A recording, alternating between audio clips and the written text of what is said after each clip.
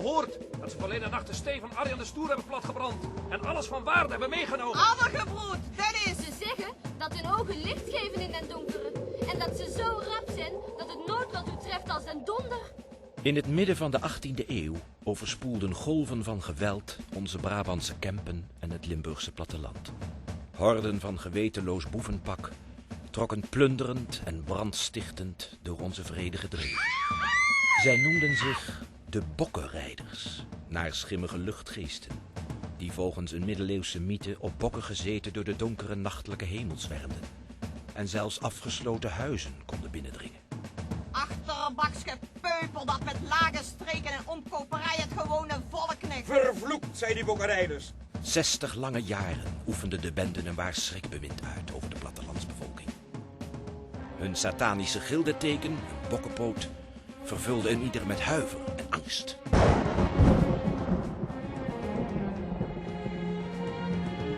Hoort hier het verhaal van Hugo. Hugo van de Loonse Duinen. Een man zonder enig mededogen.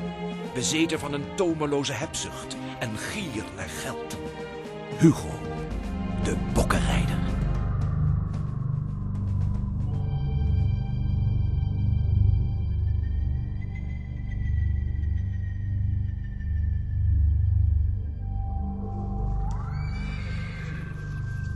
Hey, Hugo, de dag is nog kort. De mannen morgen, want het kerelen zijn ons leer. Ja, we zien wel.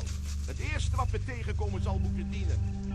Dit huis, dit vervloekte huis. Het is een hel gelijk. Die ene vervloekte avond in de Belgische Kempen. De zon stond laag en we zochten bedden voor de nacht, maar van dorpen was geen spoor.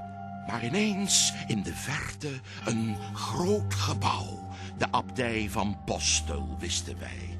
We brachten de paarden in galop en toen de zon was weggezakt, kwamen we aan bij de kapel. Er was licht achter de ramen en het was er doodstil. Geen monnikenzang of vroom geprevel. Achter de kapeldeur gouden kelken en zilveren kandelaars voor het oprapen. Met deze gedachte ramden we de deur. Geen mens. Op het altaar glinsterde de buit. De kaarsen waren ontstoken. Vreemd. Mijn mannen kraakten het offerblok en ikzelf leegde het altaar. En toen, plotseling, op mijn schouder een slanke hand. Ik keek om en achter mij stond een jonge vrouw, haar ogen vol vuur. Allen zagen haar en het gerinkel verstonden. Ze leek te zweven in haar lange witte kleed. Even voelde ik iets van angst en ze sprak tot mij. Gij, Hugo van den Loonse Duinen, gij ontheiligt hier dit huis. Zo kom tot inkeer en roep niet de toorn des Heeren over u af. Maar ik overwon mijn angst, hoonde haar weg met schampere lach en stootte haar ruw terug. Ik riep de mannen op te gaan en zag dat zij zich oploste in het niets.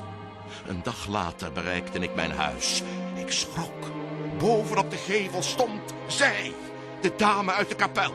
Haar armen wuifden als wiegden ze op de wind. Ik hoorde haar stem als zweefde die in mijn hoofd. Nergens in uw eigen huis, nog waar ook ter wereld, zult gij rust of vrede vinden, nu gij Gods huis geschonden hebt. Eerst dan, wanneer een edel mens met het reine geweten van een pasgeboren kind uw woonstede zal betreden, dan zult gij vrede vinden in uw huis en in uw hart. Die bang, mijn gruwelijk lot, is tot op heden niet gebroken.